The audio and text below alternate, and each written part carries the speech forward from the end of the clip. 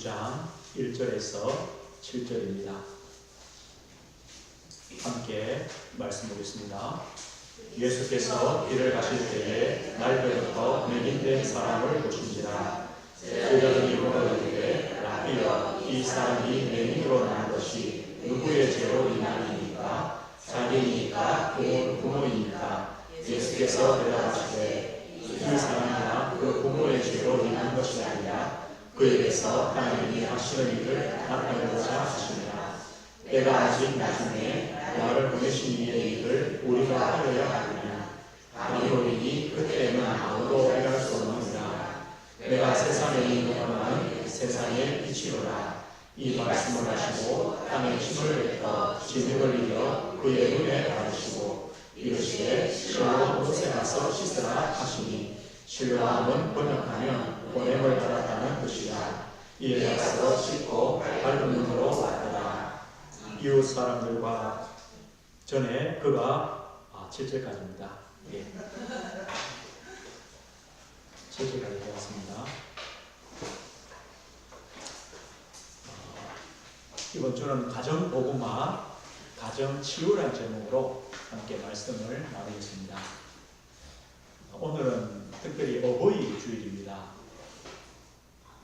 우리나라에 처음 천주교를 통하여 복음이 들어올 때 많은 오해들이 있었습니다. 저 기독교는 부모도 모르는 종교다, 이렇게 해서 순교를 당하고 핍박이 있었거든요. 그 첫 핍박이 1791년에 전라도의 진산이라는 곳에서 윤지충이라는 이분이 정약용 선생의 고종 사촌입니다. 이수문을 통하여 세례를 받고 예수를 믿는 신자가 되었습니다. 이 윤지충이라는 분이 모친상을 당했는데 제사를 지내지 않고 그 신주를 불태우고 하나님의 말씀대로 그 장례를 치릅니다. 이것이 그 마을에 소문이 나고 왕에게까지 전달되었어요. 이 왕이 뭐라 했냐? 그 사람 죽여라. 그렇게 명령이 내려서 이분이 죽게 됩니다. 순교를 당하게 됩니다. 그때 많은 사람들이요, 저 예수 믿는 사람들은 부모도 없는, 부모도 섬길 줄 모르는 그런 종교구나. 그렇게 해서 많은 핍박도 일어났죠. 그런데 아닙니다. 우리 기독교는요, 하나님께서 십계명을 주시면서 처음에 4계명은 뭡니까? 하나님에 대한 계명입니다. 하나님을 섬기고 안식일을 지키게 하신 다음에 우리 사람과의 관계에서 첫 번째 주신 계명이 뭐냐? 내 부모를 공경하라. 이것을요, 하나님은 처음으로 말씀해요. 부모를 공경하라고 말씀합니다. 기독교는요, 다릅니다. 이런 이야기가 내려옵니다. 김종섭이라는 분이요, 이분이 이 길선주 목사님을 기독교로 인도하신 분인데요, 처음 이 복음을 들으면서 궁금했어요. 진짜 저 기독교가 부모를 섬기는 존재가 맞냐? 저 왜 서양 선교사들이 이곳까지 와서 선교를 할까? 박해 선교사님에게 물었다는 거예요. 진짜 기독교가 부모를 공경하는 종교가 맞습니까? 맞습니다. 부모의 말을 순종하는 게 맞습니까? 맞습니다. 그러면 어떻게 당신은 부모가 사는 그 땅을 버리고 부모 곁을 떠나서 이 멀리까지 왔습니까? 이게 불효 아닙니까? 그때 이 선교사님이 이렇게 말했어요.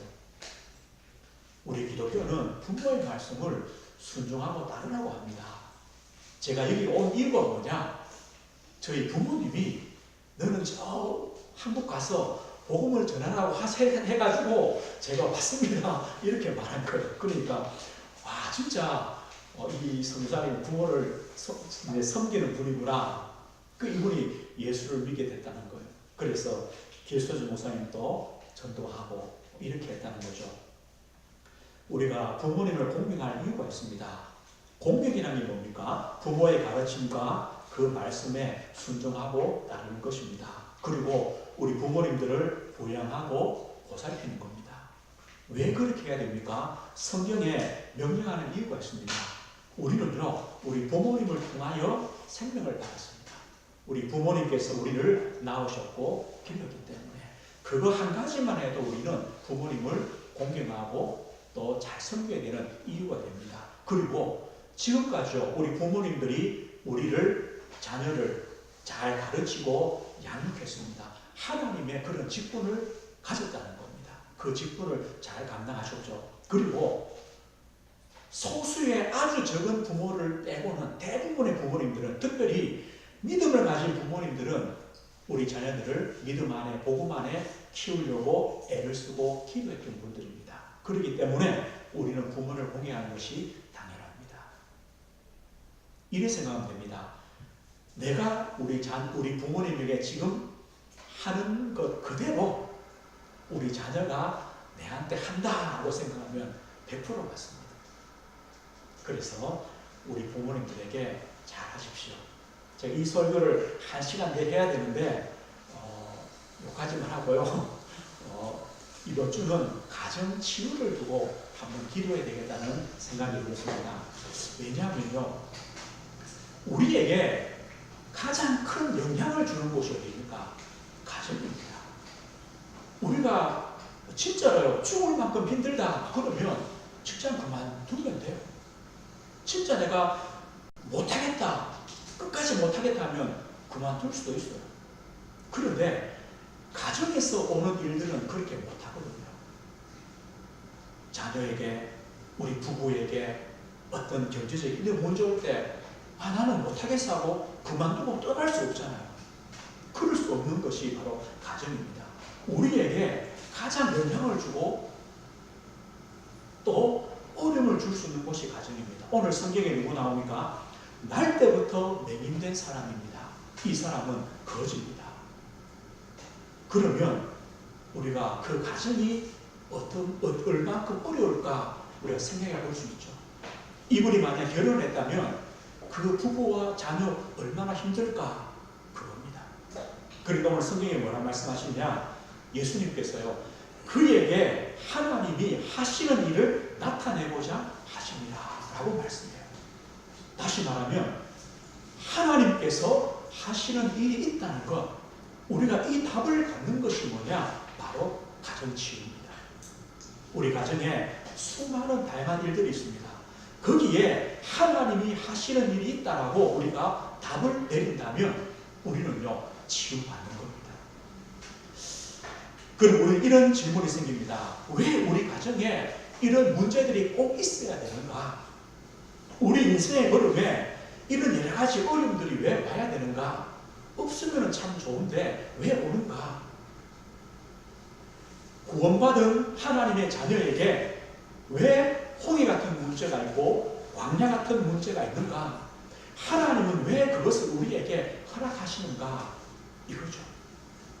우리가 성경으로 돌아가서요, 이스라엘 백성이 애굽에서 양의 피를 바른 날 구원받았습니다. 구원받은 이스라엘 백성들에게 앞에 홍해가 있었고 40년의 광야길이 있었습니다. 왜 하나님께서 그것을 허락하셨을까요? 홍해를 건넌 다음에 이스라엘 백성들이 이렇게 말씀합니다. 출애굽기 14장 31절이죠. 이스라엘이 여호와께서 애굽 사람들에게 행하신 그 큰 능력을 보았으므로 백성이 여호와를 경외하며 여호와와 그의 종 모세를 믿었더라.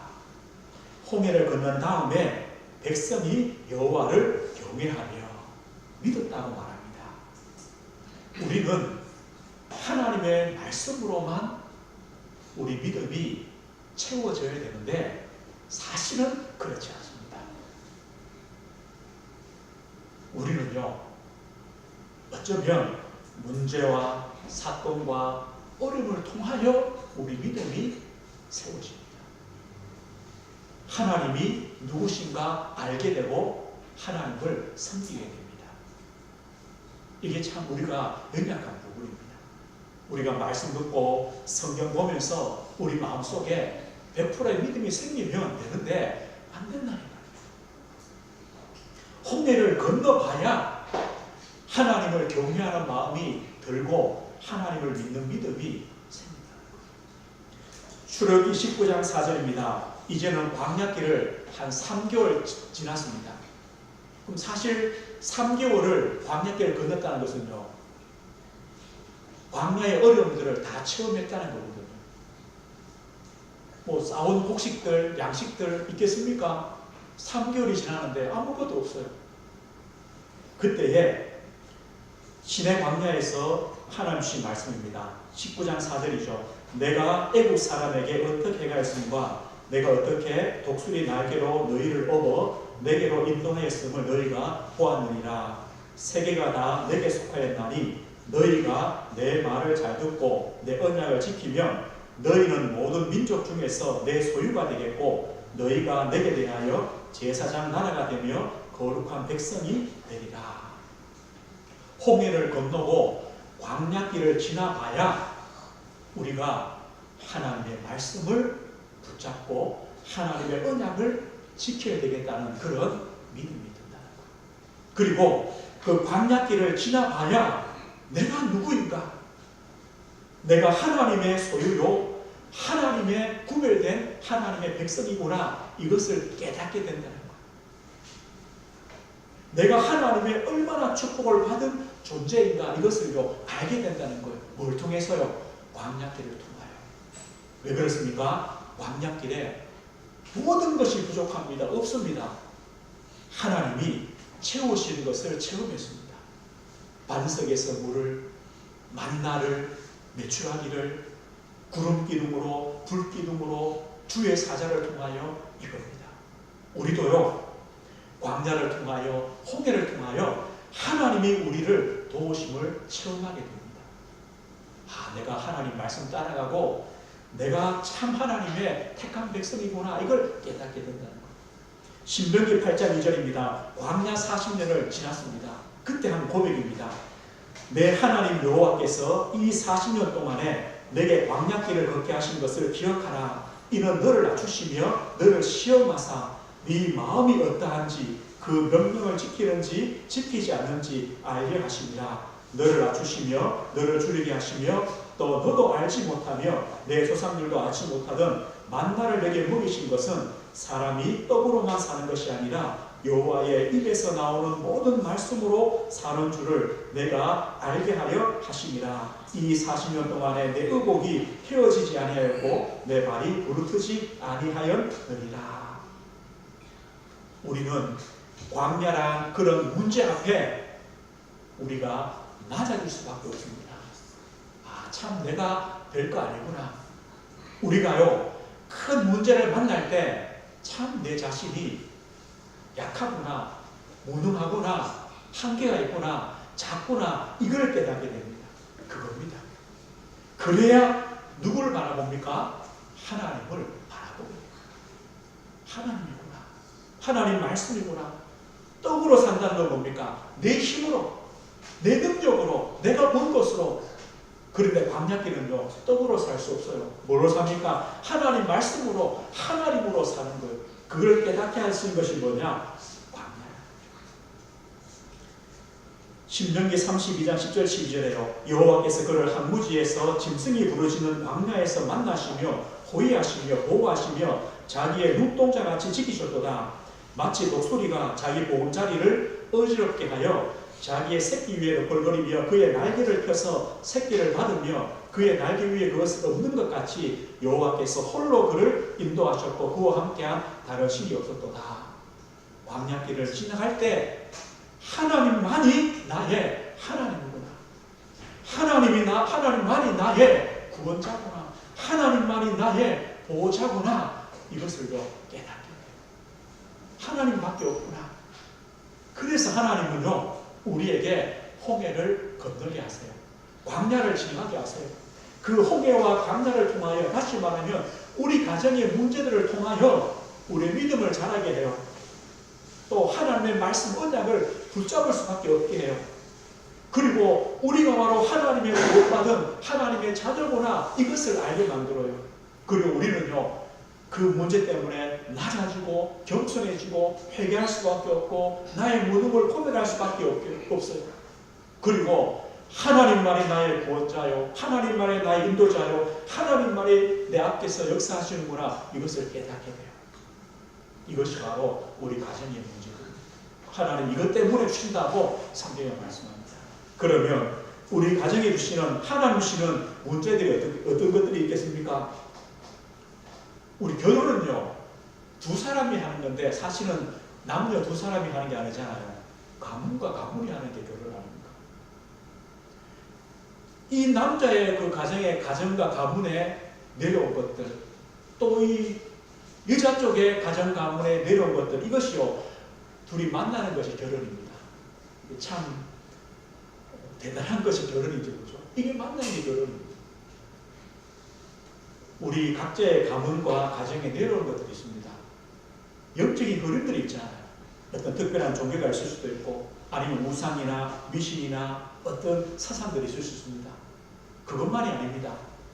어떤 체질이나 성격이나 습관이나 질병도 내려옵니다. 그러면서요, 영적인 문제들이 내려옵니다. 영적인 문제라는 게 어떤 겁니까? 우리 사람은 태어날 때부터 하나님 떠난 인생으로 태어납니다. 그렇게 살아왔습니다. 거기서 오는 문제입니다. 우리가 준비하거나 대비하거나 막을 수 없는 문제입니다. 질병이 될 수 있습니다. 아니면 뭐 여러 가지 문제가 있습니다. 그런데 우리 힘으로 안 됩니다. 이걸 보고 영적인 문제라고 합니다. 이 두 사람이 가지고 있는, 이 가문이 가지고 있는 문제가 합쳐지는 것이 바로 결혼입니다. 이걸 또 누구한테 전달됩니까? 우리 자녀에게 또 내려온다는 거죠. 이 두 사람이 만나니까 어떤 문제가 생깁니까? 부부 문제가 생깁니다. 제가 아는 집사님은 이렇게 말했어요. 이 부인 집사님이요. 남편이 얼마나 싫냐. 남편이 퇴근해가 들어와서 화장실 가서 뭐 손 씻고 세수하잖아요. 그 물소리조차도 듣기 싫다 하더라고요. 그런데요, 제가 얼마 전에 그보다 더한 사람을 제가 봤어요. TV에서 어떤 여자분이 뭐라 하느냐, 남편이 옆에 자는데요, 숨소리조차 듣기 싫대요. 아, 그래요? 그럼 숨소리 듣기 싫으면 죽으라는 말이 있는 거죠. 아, 저 남편 숨 쉬는 것조차 듣기 싫다는 거예요. 이렇게 될 수 있어요. 이게 부부라는 거죠. 저번에 집사람이 아침에 일어나가지고 잠을 못 잤다는 거예요. 왜 못 잤냐? 제가 코를 하도 걸어가지고 녹음을 했더라고요. 녹음해가지고 들려주는데요. 아, 잠을 못 잤다는 걸. 우리 남편분들은 조심하셔야 됩니다. 그렇죠? 주무실 때 가능하면 숨소리 내지 마시고 주무셔야 돼요. 손 씻을 때 물소리 안 나게 씻어야 되고요. 코 절대 골면 안 됩니다. 이게 됩니까? 성경에 보십시오. 성경에 에베소 4장 22절에 이렇게 말합니다. 아내들에게 뭐라 말합니다. 남편에게 복종하기를 죽게 하듯 하라. 남편이 아내의 물이다라고 말합니다. 그러면서요, 그 다음 절에는 남편에게 말하면 남편들이요, 아내 사랑하기를 그리스도께서 교회를 사랑하시고 그 교회를 위하여 자신을 주심같이 사랑하라. 남편들이요, 아내를 사랑을 어떻게 해요? 그리스도께서 십자가의 죽으심으로 우리를 사랑한 것 같이 아내를 사랑하라. 문제는요, 아내나 남편이나 그렇게 할 수 있는 우리의 상태가 잘 안 돼요. 우리 마음에 여유가 없어요. 힘이 없어요. 왜냐? 사실 우리 각자도 병들었거든요. 약하거든요. 우리가 이 말씀을 알지만 그렇게 안 돼요. 거기서 오는 부부 문제, 또 당연히 오는 자녀 문제, 우리 지난주 말씀 안 봤습니까? 그리고 우리 삶의 현실 문제, 경제적 어려움도 있습니다. 건강 문제도 있습니다. 우리의 직장이나 산업, 우리 학업, 거기서 오는 사람과의 갈등, 신앙 갈등, 내 미래에 대한 염려, 참 다양한 것들이 있습니다. 이 문제들은요, 우리만 나만 있는 것이 아니라 모든 사람에게 있어요. 또 성경에 모든 믿음의 사람도 동일하게 가졌던 문제들입니다. 요셉은요, 가정 문제, 애굽에 노예로 팔려갔어요. 감옥 들어갔어요. 어떤 제목입니까? 강간미수라고 하죠. 그리고 누굽니까? 저 시위대장 보디발의 아내를 강간하려고 했던 범죄자입니다. 종신형입니다. 아니, 요셉에게 왜 그런 문제가 생겨야 됩니까? 모세는요, 왕궁에서 홀로 자랐습니다. 입양아로 자랐습니다. 살인자입니다. 지명수배자입니다. 광야로 도망가서 40년간 무명의 삶을 삽니다. 왜 그래야 됩니까? 우리만이 아닙니다. 모든 사람에게, 모든 가정에 똑같은 문제가 있습니다. 그렇다면 이 문제들을 어떻게 치유해 갑니까? 가정치유의 축복은 뭐냐? 오늘 예수님이 하신 그 말씀입니다. 그에게서 하나님이 하시는 일을 나타내고자 하십니다. 우리가 그것을 깨달으면 됩니다. 다시 말하면 하나님이 하시는 일이 있다는 겁니다. 그 문제 가운데 하나님의 뜻이 있다는 겁니다. 우리가 우리 가정에 있는 문제들을 어떻게 봅니까? 이게 사실은 전부입니다. 그런데 우리는요, 그 문제를 보는 데서부터 실수를 합니다. 어떻게 실수합니까? 오늘 보십시오. 이 사람들이 뭐라 묻습니까? 예수님에게, 예수님, 저 사람이 태어날 때부터 맹인으로 태어난 것이 누구의 죄 때문입니까? 라고 묻습니다. 우리는요, 그렇게까지밖에 못 봅니다. 우리 가정의 문제를 볼 때요, 누구의 죄 때문이냐라고 밖에 못 봐요. 누구 때문이냐라고 뭐 밖에 못 봐요. 그래서 뭐가 생깁니까? 싸움이 생깁니다. 엄마 때문이냐, 아빠 때문이냐, 자녀 때문이냐, 누구 때문이냐. 그러니까 뭐가 나옵니까? 싸움이 나옵니다. 우리 사람들은요, 뭐밖에 모르느냐? 이 문제가 왜 생겼냐? 그게 중요해요. 중요한데 진짜 우리 인생의 문제는 하나님 떠난 문제 아닙니까? 그게 아니라 누구 때문이냐? 여기서 원인과 배경을 찾아요. 이게 틀렸어요. 그럼 예수님 뭐 합니까? 원래 예수 이렇게 말해야 되잖아요. 그게 바로 인간의 죄 때문 아니냐? 이렇게 말해야 되는데 예수님 그래 말씀하지 않고요. 그에게서 하나님이 하시는 일이 있다는 거예요. 저 사람이 날 때부터 맹인된 자지만 그 사람에게 하나님의 목적이 있다는 거예요. 하나님의 계획이 있다고 말씀하시는 거예요. 우리는 그렇게 질문해야 됩니다. 그렇게 봐야 됩니다. 우리에게 문제가 있습니다. 우리 자체에 하나님의 목적이 있다는 겁니다. 이렇게 보는 겁니다. 그런데 교회는 참 그게 안 되잖아요. 아마 이럴 거예요. 성도님이요, 권사님에게 질문해요. 권사님, 우리 가정에 이런 문제가 있어요. 어떻게 하면 좋을까요? 그때 뭐라고 대답합니까? 늘 이런 대답하죠. 그래 말이야. 네가 주를 잡고 예배 빠질 때부터 내가 알아봤어. 이래 얘기하거든요. 그래 내가 네 기도 좀 열심히 하라 안 하더냐? 그 기도 안 하더니 봐라. 그런 일이 생길 수밖에 없지. 우리는 그렇게까지 못 바뀌는 거예요. 그러니까 그 다음부터는요, 말을 하기 싫은 거예요. 말을 못해요. 또 기도 안에 다 그러죠. 또 뭐 그죠. 그러니까 막 말을 못해요. 교회가. 내 안에 가득 쌓였다가 어디 가서 푸느냐? 동창 만나가지고 하루 종일 술 먹고 풀어봐도 집에 오면요, 더 머리 아파요. 더 답답해요. 이게 쌓이다가 병들어요. 이게 어디로 가요? 남편한테 가요? 아내한테 가요? 자녀한테 가요? 폭발하는 거예요. 아니, 우리는 어떻게 봐야 되느냐? 예수님이 보신 것처럼 똑같이 보면 돼요. 누가 우리에게요, 우리 이런 문제가 있습니다. 이런 어려움이 있습니다. 이렇게 말하시면 돼요. 그래, 참 힘들지. 그런데 하나님께서 너에게, 하나님께서 그 사람에게 하나님이 하실 일이 있을 거야. 염려하지 말고 그걸 가지고 기도해보자. 다르잖아요. 또 그까지만 얘기하면 안 돼요. 조금 더 해야 돼요. 힘들지. 너 오늘 밥 사줄게. 밥 먹으러 가자. 그거 가지고죠. 좀 힘줘야 돼요. 그래야 다음에 또 문제 올 때요, 얘기해 줄 수 있어요. 아니, 교회에서 우리 가정에 나에게 힘든 문제를 말할 수 없다면 누구한테 말해요? 우리는요, 그렇게 보는 거예요. 내 문제도 마찬가지예요. 왜 누구 때문에 이 문제 왔을까? 그러면 싸움만 돼요. 나에게 하나님의 계획이 있구나. 이 문제를 가진 우리 자녀에게 하나님의 목적이 있구나. 하나님이 하실 일이 있구나 이렇게 본다면 거기서 하나님의 축복을 발견해요. 우리가 그렇게 꼭 보시는 거예요. 하나님의 계획 속에 있는 일이라는 겁니다. 이 세상에 어떤 것도 하나님의 주권 속에 없는 일이 없습니다. 하나님의 실수하는 일이 없습니다.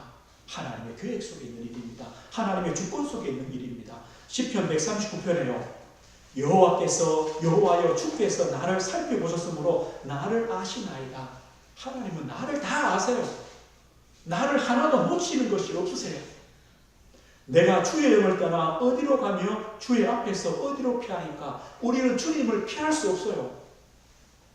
내 가진 문제도 주님이 허락하셨고 목적이 있다는 거예요. 그걸 우리는 찾는 겁니다. 내가 하늘로 갈지라도 거기 계시며 수월에 내 자리를 펼지라도 거기 계십니다. 하나님은 내가 어떤 문제와 환경을 가져도 그곳에 하나님은 함께 하시는 거예요. 그렇다면 누구 때문에, 뭐 때문에 이게 아니죠. 하나님의 목적이 있구나. 그 문제를 가진 내 존재에 나에게 하나님의 뜻과 계획이 있구나. 이렇게 보여지는 거예요. 마찬가지입니다. 하나님은 요셉을 애국으로 보내야 되기 때문에 요셉을 왕에게 세우셔야 되기 때문에 노예로 감옥으로 보낸 것 아닙니까? 하나님은 요셉에게 목적이 있다는 겁니다. 하나님은 모세를요 살인자로 도망자로 광야로 보내셔야 모세를 출애굽의 지도자로 쓰시는 겁니다. 성경이 이렇게 말씀해요. 모세를 이렇게 표현해요. 세상의 어떤 사람보다 하나님 앞에 온유한 자다.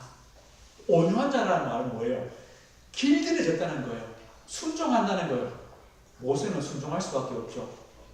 왜? 하나님이 그만큼 낮추셨으니까. 40세의 모세라면 온유하겠습니까? 못합니다. 그 이스라엘 백성을 데리고 광야 40년을 가겠습니까? 절대 못 갑니다. 진짜 도망갔습니다. 그러나 모세는요 온유해질 수밖에 없어요. 뭐 때문에요? 하나님의 하시는 일이 있었기 때문에. 그 문제들을 통하여 하나님은 그렇게 만드신 것입니다.